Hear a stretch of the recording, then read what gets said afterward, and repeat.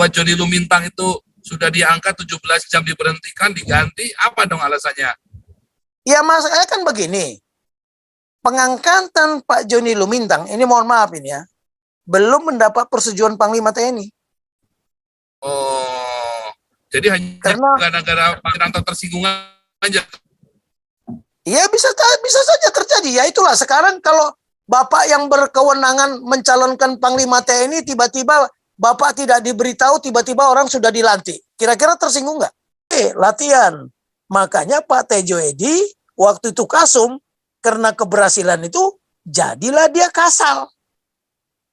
Karena Pak Tejo Edy janji ke saya, Beng, kalau latihan ini sukses, saya yang akan memperjuangkan kau jadi bintang. Oh, saya nggak janji loh mas. Mas jangan janji sama saya. Ya, nanti kalau nggak jadi, nanti mas yang sakit hati. Makanya waktu rapat Dewan Jenderal, kenapa Tobing tidak boleh naik bintang? Kemudian dibawa ke Angkatan Darat dari staf operasi, dari Mabes TNI diizinkan sampai di Mabes TNI. Wah, rame lagi. Untung Agus tadi jadi kasat. Dan dia pernah jadi panglima saya. Saya asisten perencanaan di Kodam, dia panglima saya. Ya, jam berapa aja sih, jam 12 malam saya dipanggil, jam 12 malam saya ditelepon, saya siap. Dan anehnya, dia lebih percaya ke saya, walaupun saya ngomong keras. Waktu rapat Dewan Jenderal, cuman kakak asuh saya yang membela saya mati-matian, yaitu Jenderal, terakhir dia Letnan Jenderal, namanya Abdul Muiz, orang Aceh. Karena dia kakak asuh saya waktu Taruna, yang mantan Danrem, yang hampir diadili kan, kasus Timor Timur, kan dia waktu itu Danrem di sana. Dia bilang, kalian ini harusnya melihat saya. Apakah kelakuannya Tobing tidak sama dengan saya, kerasnya? Kalau dia salah, salahkan saya. Itu cuman Pak Muiz.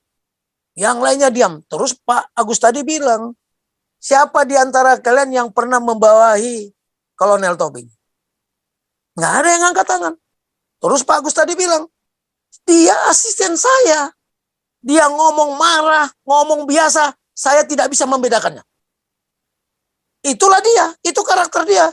Jadi jangan kalian bilang dia hobinya marah-marah. Tunggu dulu. Saya kalau terima telepon, saya telepon dia, ini Tobing lagi marah-marah atau tidak marah, saya nggak bisa bedakan. Dia anak buah saya. Dia tahu bekerja. Oh, saya angkat dia bintang 1, siapa yang berkeberatan? Diam semua. Thailand. Pak Jenderal, Yo. yang Joni Lumintangnya jangan ketinggalan Pak Jenderal.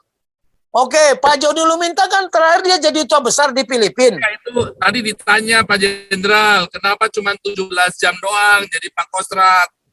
Ya itu tadi, karena itu tadi, jadi artinya begini ya, keputusan yang jadi Pangkostrat bukan dari Menhan Pangam, inisiatif Leting 70, karena Pak Bagio yang mengeluarkan perintahnya, gitu loh. Jadi Pak Wiranto waktu itu mungkin merasa dilangkahi. Halo? Gitu, kita mungkin merasa dilangkahi, akhirnya begitu pulang digantikan sama jadi bukan karena Joni Lumintang Kristen, Pak? Bukan, itu bukan karena hal itu. Justru yang mengangkat Pangkostrat itu siapa? Pak Bagio kan, kasat. Tapi yang tidak setuju kan Pak Wiranto. Nah, mungkin juga istana masih campur tangan. Ya kan? Kan masih campur tangan. Jangan dikira, karena Pak Wiranto kan bekas ajudannya. Nah, jadi masalahnya apa dong Pak Jenderal? Maksudnya yang membuat Joni Lumintang itu sudah diangkat 17 jam diberhentikan, diganti, apa dong alasannya? Ya masalahnya kan begini, pengangkatan Pak Joni Lumintang, ini mohon maaf ini ya, belum mendapat persetujuan Panglima TNI. Oh, jadi hanya gara-gara Pak Wiranto tersinggung aja? Ya bisa saja terjadi. Ya itulah sekarang kalau Bapak yang berkewenangan mencalonkan Panglima TNI, tiba-tiba Bapak tidak diberitahu, tiba-tiba orang sudah dilantik. Kira-kira tersinggung nggak? Ya bisa tersinggung ya dong. Itulah, jadi jalur komando. Ya. Jadi jangan kita bilang karena dia Kristen. Bisa jadi Wakasat aja udah hebat itu. Ya kan? Oh, pernah jadi Wakasat ya? Wakasat kan. Oh, oke, oke, oke. Iya, Wakasat. Nah, waktu dia Wakasat itulah saya jadi Danmen. Bayar utang lah, tadinya nggak jadi Atan. Kalau saya jadi Atan, saya memenuhi syarat. Ya, menjadi Atan minimal berapa bulan pernah dinas di luar negeri. Oh, saya lebih. Sekolah aja di Inggris setahun. Belum lagi di Amerika, belum lagi di mana-mana. Saya juga bisa bahasa Inggris. Cuman waktu itu nggak boleh, karena beliau bangga sekali jadi komandan. Pak Joni Lumintang itu komandan tulen loh di lapangan. Saya beritahu aja. Makanya naluri komandannya itu lebih kuat daripada naluri staf. Kalau staf dia percayakan aja lah, udah labing, apa yang kau buat aku percaya. Iya, bayangkan saya kau mau tes Atan tanggal itu, kamu harus ikut. Kalau nggak ikut, saya lebih bagus nggak berangkat. Waduh Pak, saya ini tes Atan ini Pak. Sampai yang tes Atan itu yang mengusulkan saya ke tes Atan, Pak Sumarjono dari Angkatan Laut. Saya beberapa hari ketemu dia, Bing, kamu kenapa nggak hadir tes? Aduh, nggak boleh sama bos, saya bilang. Wah, rugi banget, Bing. Ya udahlah, nggak apa-apa lah Pak, saya bilang. Pak Sumarjono Angkatan Laut. Nah, saya beritahu aja. Kemudian di apa itu namanya tes Atan itu di sana itu senior saya semua itu orang-orang artileri. Udahlah, nasib lah. Nasib jadi Kapus Jantra, sekarang jadi pelayannya Pak Paul-Jang lagi nih. Jadi udahlah, jangan kita bilang karena Kristen. Nggak ada. Karena zaman itu belum terlalu menyolok itu. Masalah Kristen nggak Kristennya, tidak terlalu menyolok. Cuman ada berita memang dari kelompok Islam protes, Pak Tobing. Nggak ada yang protes. Yang protes mungkin ya kelompok yang digantikan. Pak Tobing mau nanya, how do you explain si Panglima Andika itu dapat 2 bintang within 9 months? How that happen? Ya, kalau itu saya kira itu pertanyaan nggak perlu dijawab. Semua udah orang tahu, Pak Andi. Makanya, you tadi bilang prosedurnya susah gini. Tapi kok ada orang dapat 2 bintang dalam waktu 9 bulan? Berarti nggak konsisten. Nggak usah aneh. Ada dalam hitungan minggu. Pak Timur Pradopo dulu. Timur Pradopo. Ya, nggak lama. Diangkat kabar skip. Nggak sampai seminggu. Naik bintang 4. Iya, Timur Pradopo itu dalam 3 minggu 2 kali naik pangkat loh itu. Loh iya. Jadi 3 kali ya, dalam 1 bulan 3 kali naik pangkat itu. Dari Brigjen. Iya, kenapa? Karena waktu itu letting saya, Nanan Soekarno, Wakapolri, rebutan dengan Pak Ito Sumardi. 177, 178, satu menggunakan partai Golkar, satu lagi menggunakan partai lain. Pak SBY marah. Gitu loh. Akhirnya Timur Pradopo, Kapolda, langsung naik pangkatnya bintang 3, nggak sampai berapa minggu. 2 kali dia naik pangkat kan. Saya ketemu waktu lomba gerak jalan ulang tahun mendekati 1 Oktober itu. Nah, Timor ini kan pernah jadi wakil saya. Saya komandan pengaman non-blok dulu, dia wakil saya. Ya kan? Saya dan Rudal, dia Kapolsek, Kapolres. Ya, kami di Borobudur dan kami satu letting. Jadi saya waktu duduk di sana nggak ada yang dekati Timor karena dianggap Timor ini nggak berbobot lah gitu. Terus saya bilang, Mor, jangan-jangan kau jadi kuda Troya ini. Nanan ribut sama Ito, saya bilang. Nah, kebetulan 1 Oktober ya upacara di Lubang Buaya. Dia berada di samping SBY. Sebenarnya waktu itu yang mau diangkat adalah letting 80.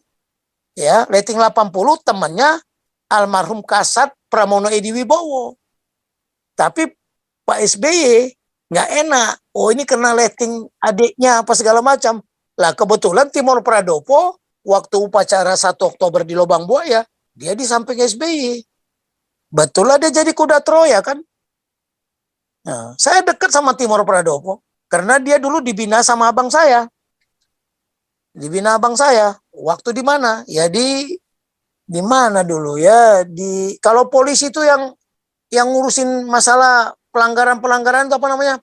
Polkam ya, apa namanya? Saya lupa itu. Nah, kebetulan dia itu Provos ya? ya, dan Propos Propam. kebetulan Propam. Propam. Kebetulan ya, kebetulan abang saya rating 74 polisi, si Timor ini dekat sekali, di kemana-mana ya dibawa itu dulu.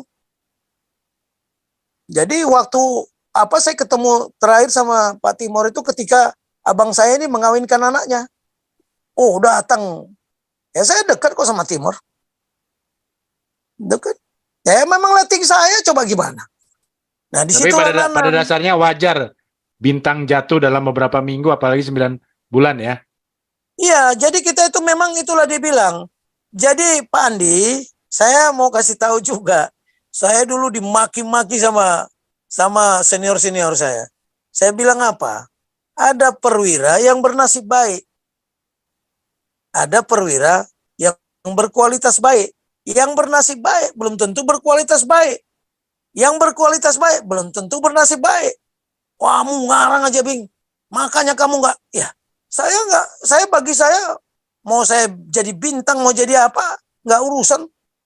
Makanya ketika saya jadi kolonel waktu itu mengajari bintang 3 ada videonya loh. Sampai istri saya ketawa-ketawa ngeliat itu, waduh gila papa ini katanya. Loh iya, waktu latihan Latgab 2008 ketika SBY merintahkan kampanye militer, bingung semua seangkatan karena nggak pernah diajarkan kampanye militer. Nah, saya 8 tahun berkecimpung dengan pasukan gabungannya US Indo-Pakom, Thailand, Malaysia, Australia, ya di Cobra Gold.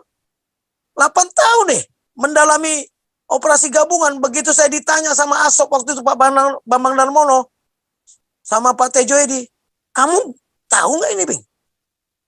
Udahlah Pak, makanan saya ini.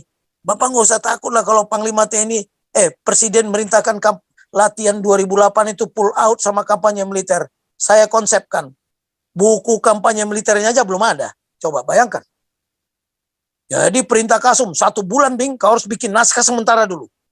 Jangan nanti ini antara angkatan ribut karena nggak ada bukunya. Bayangkan. Ya siapa aja Pak, 1 bulan siang malam saya nggak pulang dari kantor. 1 bulan nih. Nah, saya bikin. Tapi itu untuk kepentingan latihan Pak ya. Karena kalau bicarakan doktrin itu berapa tahun? Yang ngerjakan bukan 2 orang atau 3 orang. Di Amerika itu ribuan orang yang bekerja bikin doktrin. Nah, mulai. Nah, oke, latihan. Makanya Pak Tejo Edi waktu itu Kasum karena keberhasilan itu jadilah dia Kasal. Karena Pak Tejo Edi janji ke saya, Bing, kalau latihan ini sukses, saya yang akan memperjuangkan kau jadi bintang. Oh, saya nggak janji loh Mas. Mas jangan janji sama saya. Ya, nanti kalau nggak jadi, nanti Mas yang sakit hati. Makanya waktu rapat Dewan Jenderal, kenapa Tobing tidak boleh naik bintang? Kemudian dibawa ke Angkatan Darat dari staf operasi dari Mabes TNI diizinkan sampai di Mabes TNI. Wah, rame lagi. Untung Agus tadi jadi Kasat dan dia pernah jadi panglima saya. Saya asisten perencanaan di Kodam, dia panglima saya. Ya, jam berapa aja sih? Jam 12 malam saya dipanggil, jam 12 malam saya ditelepon, saya siap. Dan anehnya, dia lebih percaya ke saya walaupun saya ngomong keras. Waktu rapat Dewan Jenderal, cuman kakak asuh saya yang membela saya mati-matian, yaitu Jenderal, terakhir dia Letnan Jenderal, namanya Abdul Muiz, orang Aceh. Karena dia kakak asuh saya waktu Taruna, yang mantan Danrem yang hampir diadili kan, kasus Timor Timor, kan dia waktu itu Danrem di sana. Dia bilang, kalian ini harusnya melihat saya. Apakah kelakuannya Tobing tidak sama dengan saya kerasnya? Kalau dia salah, salahkan saya. Itu cuman Pak Muiz. Yang lainnya diam. Terus Pak Agus tadi bilang, siapa di antara kalian yang pernah membawahi Kolonel Tobing? Nggak ada yang angkat tangan. Terus Pak Agus tadi bilang, dia asisten saya. Dia ngomong marah, ngomong biasa, saya tidak bisa membedakannya. Itulah dia, itu karakter dia. Jadi jangan kalian bilang dia hobinya marah-marah. Tunggu dulu. Saya kalau terima telepon, saya telepon dia, ini Tobing lagi marah-marah atau tidak marah, saya nggak bisa bedakan. Dia anak buah saya. Dia tahu bekerja. Oh, saya angkat dia bintang 1, siapa yang berkeberatan? Diam semua. Makanya pulang dari sana saya dipanggil Bang Muiz ke apa? Dia udah bintang 3, Irjen. Bing, kamu menghadap di kantor. Siap, Bang. Terus dia bilang begini, Bing, kamu masih bisa bintang 2. Tapi coba tahan. Jangan banyak omong. Ya saya nggak bisa kalau diminta pendapat, nggak bisa saya nggak ngomong. Jadi kalau rapat para jenderal di ruang Yuda TNI itu, semuanya kalau tanya Panglima kan digilir tuh. Karena saya paling muda, saya belakangan. Tanya Kasat, sementara tidak ada Panglima. Berikutnya sementara tiap hari. Oh sekarang giliran yang terakhir. Ya, Brigjen Tobing, Kapus Jantra. Ya saya ngomong lah. Mulailah muka yang lainnya itu, yang jenderal-jenderal senior itu udah nggak enak lihatnya sama saya. Bahkan pernah dimarahin saya di depan rapat. Apa ini Tobing ini? Ini kolonel merubah-rubah, jenderal merubah-rubah aturan. Oh, saya bilang tidak, saya tidak merubah. Saya hanya memaparkan, kalau setuju kan keputusan Panglima. Bukan keputusan saya bilang. Oh, nanti kalau di luar, kita selesaikan. Waduh Pak, saya nggak peduli lah mau Bapak selesaikan apa tidak. Bahkan pernah saya dibilang, kau menghadap saya ke Angkatan Darat. Sekarang saya tunggu. Ngapain lagi Pak saya mau menghadap ke Angkatan Darat? Kan sudah Bapak maki-maki. Mau diapain saya di Angkatan Darat sana? Saya jujur aja ya, ini saya ngomong tidak apa, saya mau benar apa nggak benar silakan aja. Saya bukan pengambilan keputusan, saya hanya memberikan saran. Keputusan ada di tangan Bapak-Bapak. Keputusan ada di tangan Panglima. Iya atau tidak, silakan. Tetapi saya memberikan argumen. Masalah minimum essential forces. Saya bilang, bukan kekuatan pokok minimum. Nah, Angkatan Udara mengajukan kekuatan pokok kami begini, berapa pesawat, ini segala macam. Angkatan Darat begini, Angkatan Laut begini. Bukan Pak, komando gabungan itulah minimum essential forces. Sekarang disebut minimum. Kalau ada minimum, ada wajar, ada ideal. Jadi komando gabungan itu kalau ideal sebenarnya 6. Kalau kita mau mengikuti Amerika. Tetapi dulu pernah senior kita membuat 4. Powilan 1, 2, 3, dan 4. Ya itulah ideal. Kalau wajar 3. Kalau minimal 2, timur barat. Saya bilang bukan kekuatan pokok minimum. Wah, karena kekuatan pokok minimum ini kan akan mengeruk dana sebesar-besarnya.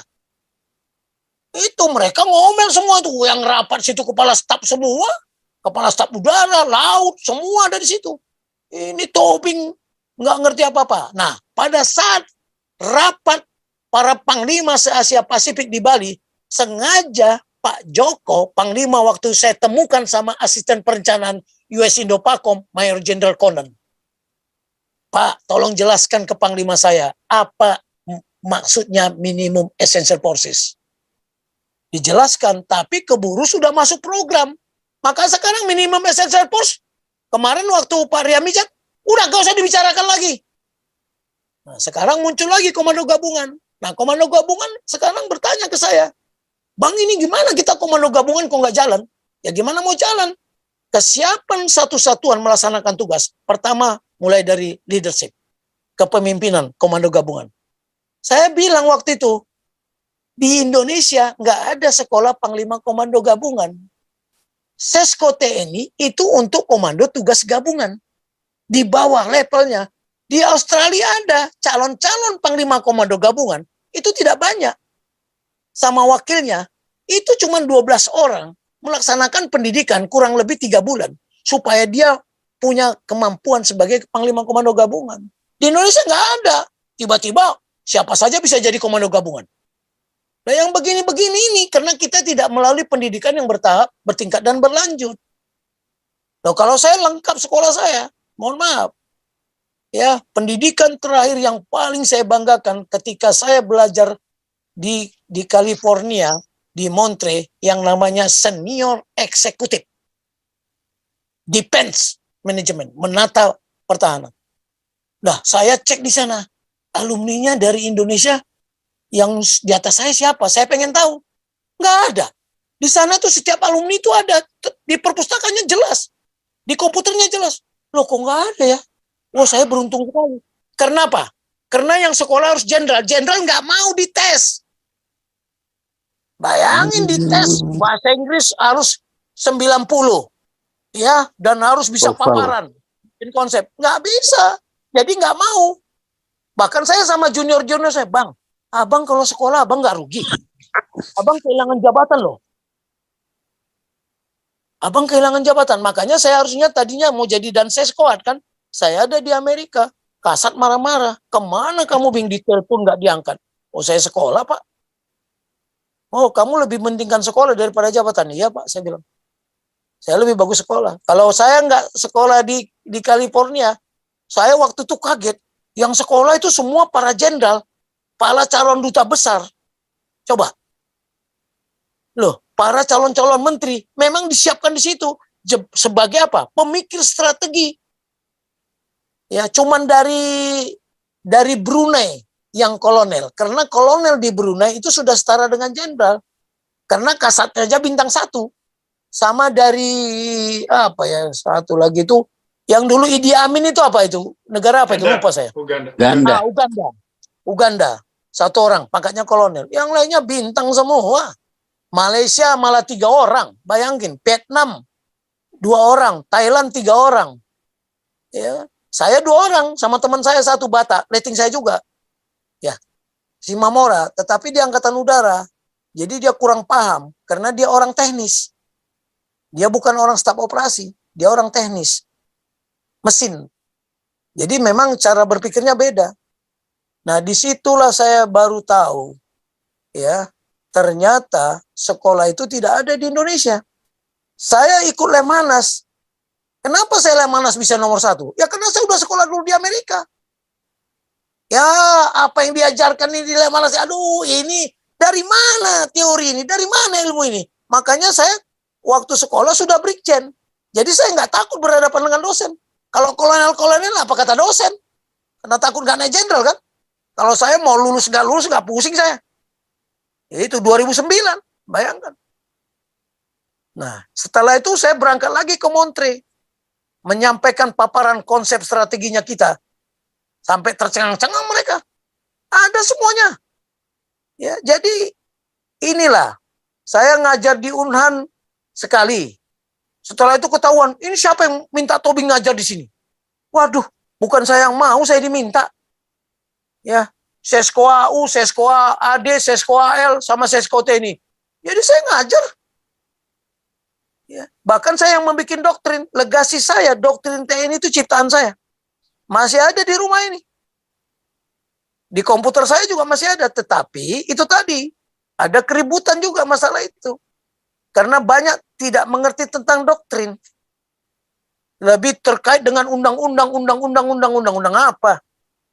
Ya, tidak ada TNI. TNI itu undang-undang dasar. Sebagai alat negara, ya amanat pembukaan konstitusi. Jadi sekarang tugasnya aja, tugas pokok TNI udah macam-macam. Tugas pokok TNI melindungi segenap bangsa Indonesia. Melindungi seluruh tumpah darah Indonesia. Memajukan kesejahteraan umum. Makanya TNI juga boleh ngajar. Saya waktu Dandim di tim-tim, tanya, saya ngajar matematik. Saya masuk ke sekolahnya. Sini, Dandim ngajar. Kebetulan kan seorang artileri. Kalau orang artileri nggak kuat matematiknya, nggak bisa jadi artileri. Makanya rugi. Jadi lebih bagus nggak kuat artilerinya, nggak kuat matematiknya, jadi infanteri kan begitu. Karena di infanteri kan yang penting otot kuat, urat kawat, otot besi. Itu. Susah, karena kita ini tidak dihargai intelektual itu. Berapa ya saya bikinnya? Banyak sekali. Nah, banyak sekali. Jadi rencana kampanye, doktrin TNI, rencana kontingensi, semua saya yang buat konsep itu. Karena, mohon maaf ini, tidak semua TNI itu scholarship. Artinya scholarship itu dia mempelajari. Apalagi zaman Orde Baru, orang lebih mau di sospol. Jadi kalau dia, karena dulu ada asisten sosial politik. Asisten sosial politik itu lebih cemerlang karirnya daripada asisten operasi. Biar aja dulu. Para danrem pasti dari situ duluan. Tapi begitu terjadi reformasi, Asospol dirubah, dibubarkan, nggak ada Asospol lagi. Nah inilah ya, saya bukan apa-apa ya. Kalau kita mempelajari sejarah perkembangan organisasi TNI ini, ya, kenapa dulu ABRI dirubah menjadi TNI? Ya itu tadi, karena ada ABRI merah, ada ABRI hijau, ABRI merah putih. Nah, dibuatlah TNI supaya nasional. Nah, Tentara Nasional Indonesia. Jadi pergantian nama itu bukan nggak ada maknanya. Karena ada nasionalnya itu kan. Kalau Singapura nggak ada, Singaporean Armed Forces saja nggak ada nasionalnya. Royal Tobi. Thai Armed Forces. Apa? Gimana? Masih ada Silakan TNI. tanya, tapi saya tadi udah bongkar rahasia, sebenarnya nggak boleh saya bongkar itu. Gara-gara Gajah Mada aja tadi. Terpaksa saya ngomong. Karena ngangkut-ngangkut TNI kan, apalagi Jody Lumintang. Ya, Men- sebab kalau ada diskriminasi itu penting Pak Jenderal. Oh ya, betul. Kalau Kita ada tidak diskriminasi. Kalau Jadi saya diskriminasi, khawatir. iya, saya juga begini ya. Kita kalau masalah diskriminasi ini, kita lihatlah ya. Mana yang penduduknya mayoritas, kayak India lah. India mayoritas Hindu. Ya, yang lainnya kena jajah juga. Ya. Seandainya Indonesia dipimpin mayoritas Kristen, bakal terjadi nggak hal yang sama? Makanya nasib kita lah, kalau kita tanya sama Tuhan, Tuhan, kenapa saya lahirnya di Indonesia? Jadi orang Batak, ikut firman-Mu. Nah itu, tapi lama-lama kita pikir begini, ini kerajaan dunia ini kan cuma sementara. Makanya kita harus berpikir waras gitu loh. Logika kita berpikir itu bahwa kerajaan Tuhan itu adalah pemerintahan yang tidak kelihatan, tetapi nyata. Nah, sebenarnya kerajaan Tuhan sudah mau datang ini. Kita sibuk-sibuk Papua Merdeka. Makanya kemarin saya bilang, jangan-jangan nanti Papua Merdeka tunggu Tuhan Yesus datang ke dunia. Ke bumi ini. Nah, tanda-tandanya udah jelas kok. Pak Tobing. Kau bilang kau menang debat, lawan domba yang sesat. Kau bilang banyak yang tobat.